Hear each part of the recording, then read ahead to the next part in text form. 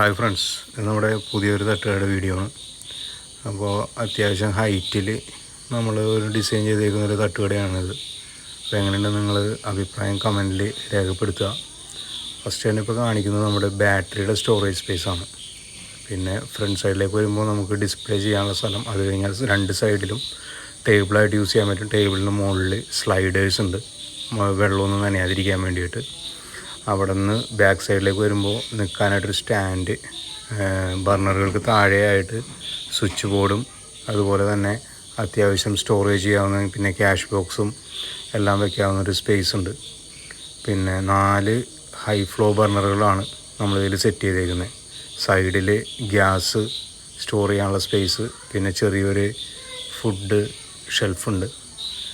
ബർണർക്ക് ഫ്രണ്ടിലായിട്ട് food tray arrange ചെയ്യാനുള്ള space നമ്മൾ താഴ്ത്തിയാണ് ചെയ്തിരിക്കുന്നത്. പിന്നെ ഇതാണ് പറഞ്ഞത് സൈഡിലെ ടേബിൾ.